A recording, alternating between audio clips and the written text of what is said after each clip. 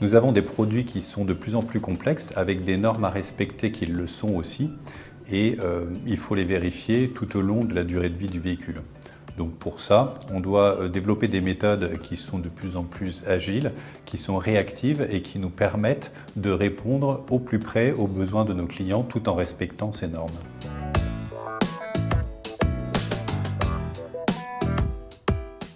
L'avènement de ces techniques de pointe dans l'informatique nous apporte deux éléments majeurs.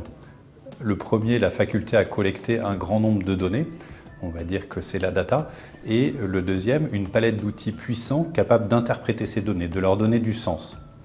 Ce qu'on attend de nos partenaires comme DCIA, c'est qu'ils soient capables de mettre en œuvre ces outils au service de la performance de notre ingénierie et du produit.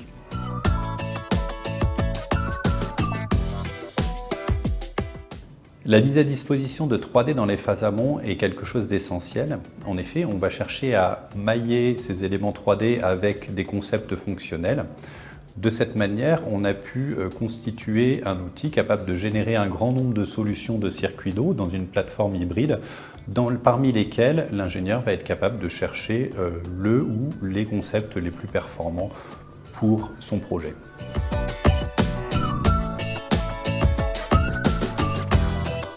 La palette d'outils que représente l'IA, associée à des grandes capacités à collecter des données, nous permet d'appuyer nos nouveaux développements sur l'expérience acquise. De cette manière, on va être capable d'explorer très largement le champ des possibles et de trouver le ou les meilleurs concepts à retenir.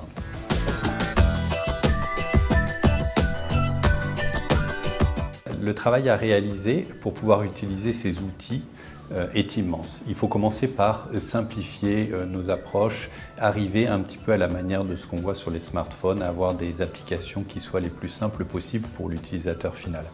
Finalement, c'est aussi un challenge de la rencontre de deux mondes, du monde des développeurs et du monde des mécaniciens, du monde des gens de l'automobile.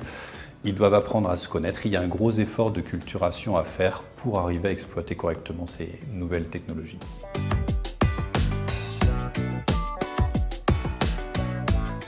Finalement, les bénéfices qu'on va rechercher avec ces outils liés à l'IA et à la data, c'est simplement d'arriver à faire des produits plus performants, arriver à ce que l'efficacité de notre ingénierie soit meilleure et arriver à proposer des nouveaux business à vendre à nos clients.